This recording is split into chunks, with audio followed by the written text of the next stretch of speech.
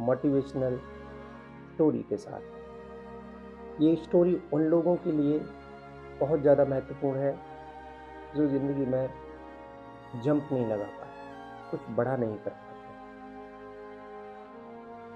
एक बार क्या होता है, एक राजा का बेटा होता है और उसका एक दोस्त होता है। तो छोटे जब होते हैं साथ में तो बहुत सारा एंजॉय करते हैं, घूमते फिरते हैं। और जैसे जैसे वो बड़े होने लगते हैं तो राजा का बेटा बड़ा होकर के राजा बन जाता है और उसका जो दोस्त था वो जंगलों में चला जाता है और जंगलों में अपना जीवन यापन करता है। एक दिन उसे अपने दोस्त की याद आती है और अपने मित्र दोस्त से मिलने के लिए जाता है। तो सोचता है कि अपने मित्र के पास में जा रहा हूं तो भेंट में क्या लेकर के जाऊं। तो अपने साथ वो जंगल के 2 बाज लेकर के जाता है। छोटे छोटे बच्चे होते हैं बाज के। और जब अपने मित्र राजा से मिलता है तो भेंट में अपने वो 2 बाज के बच्चे देता है। तो राजा साहब बड़े खुश होते हैं और उसका बहुत सारा आदर सत्कार वेलकम करते हैं और वो वापस उसका दोस्त जंगलों में चला जाता है। अपने सिपाही को, एक दरबारी को बुला करके राजा उन दोनों बाज के बच्चों को उसको दे देता है और उसकी ड्यूटी लगा देता है कि आप उनकी परवरिश करिए। कुछ दिन के बाद राजा को याद आता है और अपने उन बाज के बच्चों को देखने के लिए वो अपने बागानों में जाता है और उसी दरबारी से बात करता है वो बाज के बच्चे कहाँ हैं, उनकी क्या कंडीशन है।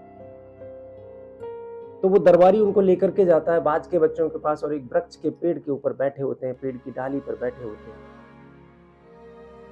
और राजा साहब ने अपने उस दरबारी से कहा जरा इनको उड़ा करके दिखाइए। तो दोनों बाज के बच्चे उड़े, क्योंकि अभी तो वो जवान हो चुके थे।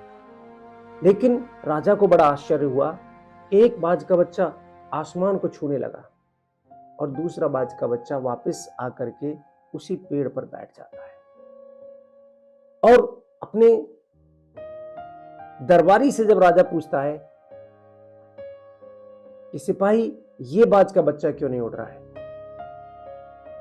तो वो दरबारी कहता है कि राजा साहब ये तो मुझे भी समझ में नहीं आता है, मैंने इसको सारी ट्रेनिंग एक साथ एक जैसी दी है, लेकिन ये पता नहीं क्यों उड़ करके थोड़ा उड़ता और वापस आ जाता है। तो उसको ये बात समझ में नहीं आई और उसने जाकर के राजा ने अपने पूरे दरबार में एक अनाउंसमेंट की, सबको इकट्ठा किया और उनसे बोला कि मेरे इस दूसरे बाज के बच्चे को जो उड़ा के दिखा देगा उसको एक अच्छा इनाम मिलेगा।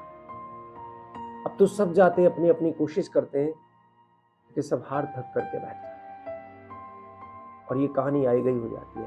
कुछ दिनों के बाद राजा अपने महल की छत के ऊपर घूम रहे थे और अचानक देखते हैं कि वो दोनों बाज के बच्चे आसमान छू रहे हैं। और राजा साहब नंगे पैर दौड़ करके उसी दरबारी के पास जाते हैं और देखा तो वहां पर वो बाज का बच्चा नहीं था उस वृक्ष के ऊपर और वो आसमान छू रहा है। तो उसने दरबारी से पूछा कि ऐसा कैसे हो गया ये। तो दरबारी ने बताया कि राजा साहब मुझे नहीं पता, लेकिन मुझे एक बात पता है कि यहाँ पर एक छोटा बच्चा है, उसको मैंने इस वृक्ष के पास देखा था। तो उस बच्चे को बुलाया गया और उससे पूछा कि आपने ऐसा क्या कर दिया कि ये बाज के बच्चे उड़ने लगे। तो बच्चा हंस के कहता है कि महाराजा साहब मैंने वो उस वृक्ष की वो डाली काट दी जिस वृक्ष की डाली पर ये उड़ करके वापस बैठा था।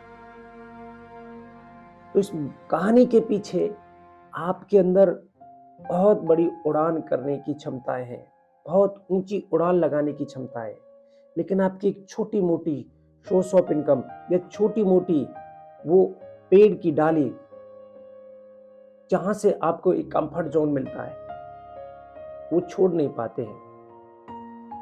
आपको वो अपने जीवन की वो छोटी मोटी डाली को काटना पड़ेगा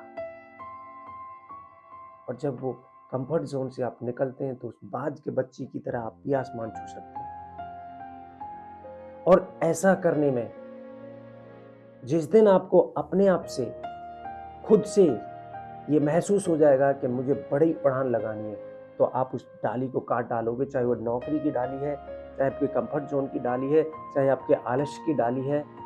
और दोस्तों ज़िंदगी एक ही है, इसी ज़िंदगी में आपको उड़ के दिखाना है। और बहुत सारी ऐसी मोटिवेशनल वीडियो सुनने के लिए मेरे यूट्यूब चैनल को सब्सक्राइब करें, और आपको ऐसे ही मैं वीडियो मोटिवेशनल स्टोरी देता रहूँगा, और ये आपके जीवन की एक बहुत बड़ी सच्चाई है दोस्तों। Thank you so much. नमस्कार, जय हिंद।